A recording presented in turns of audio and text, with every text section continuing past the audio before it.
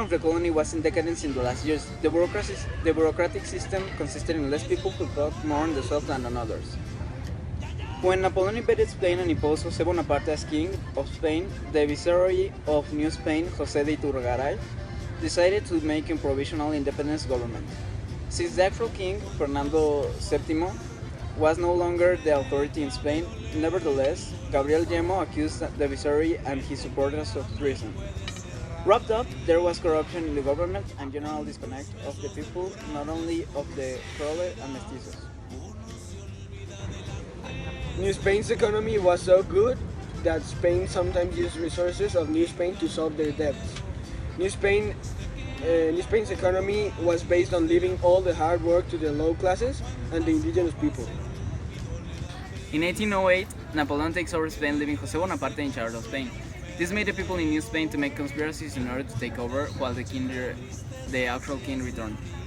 In 1810, Querétaro's conspiracy is discovered and the insurgents decide to put the conspiracy in action before what was planned. Miguel Hidalgo then performed Grito of Dolores, and in 2 weeks they gathered 20,000 people approximately, thanks to the use of the Virgin of Guadalupe as a symbol of rebellion. Then insurgents defeated Trujillo and his army in the Monte de las Cruces, and they moved towards the capital of New Spain. Nevertheless, they stopped near the capital because Hidalgo doesn't want to destroy the city and fears the defeat of Félix María Calleja, leader of the Realist army. The army then wanted to maintain Spain crown in the New Spain. Unfortunately, the Realists reached the insurgents in Aculco and suffered a partial defeat. Hidalgo and Allende separate. Hidalgo goes to Guadalajara and Allende to Guanajuato, and where Calleja find him. Then, in 1811, insurgents are defeated by the Realists in the Calderón Bridge. The first stage of the independence ends here.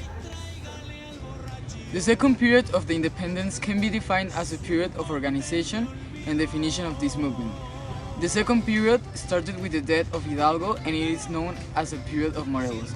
During this period, José María Morelos y Pavón started to have victories all over the country on the south and the center of the nation. During this period, the purposes of the independence movement were defined with clarity. In this period, a lot of provinces of the national territory were gained, and the independent movement started to have shape. In 1816, the insurgent struggle found a power vacuum at the national level as consequence of the death of Don José María Morelos and Pavón. But there were notable region-level insurgent leaders that followed, such as Vicente Guerrero, Guadalupe Victoria, Nicolás Bravo, and Manuel Mier. But they could not unify the power in the center of insurgents, and that they recognized a single leader as the undisputed leader. The return of King Fernando VII to the Spanish throne, and the abolition of the laws of Cadiz, which threatened the interest of many groups in Spanish America, are some of the main causes that slowed the insurgent movement from 1815. There is a slight resistance given by three leaders, Pedro Moreno González, Vicente Guerrero Saldaña, and Javier Mina.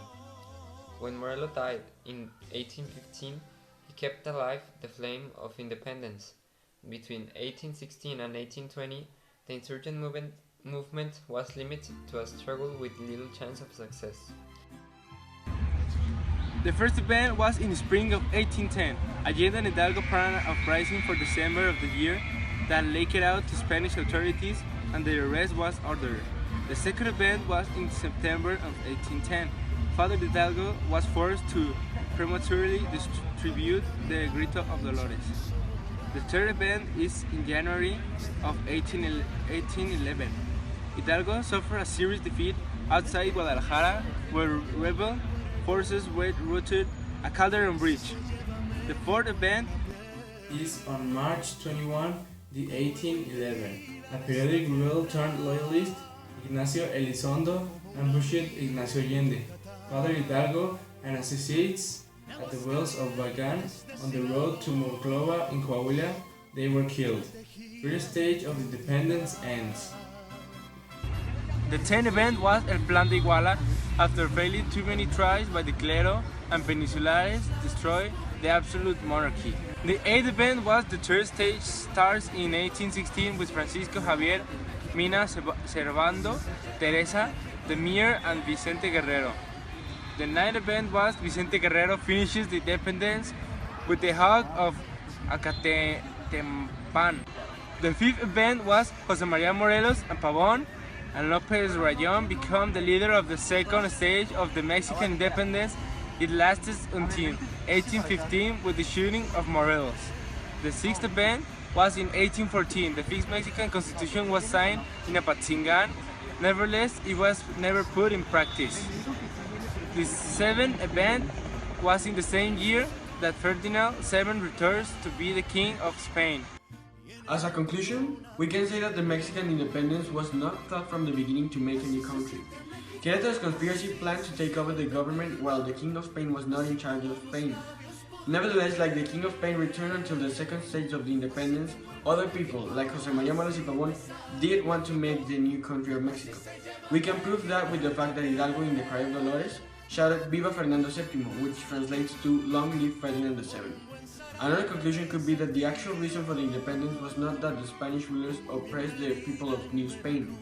I'm not saying they didn't, they surely did, but it wasn't the main reason for the independence. It was actually that Napoleon invaded Spain, leaving his cousin Jose as the ruler, situation that caused the discontent of the people of New Spain. Finally, we can say that the Mexican independence brought good things to our actual Mexico, in terms of freedom, equality, and many other things like democracy, which is a government system in which the main power is the people and they choose what happens to their country either directly or indirectly. Nevertheless, we have many things to worry about in our actual Mexico, since not even freedom is being fully respected nowadays. We must not only know what our heroes of the independence did for all of us, but we must also be inspired by them and keep improving not only Mexico, but the world. Así se lleva México en la piel.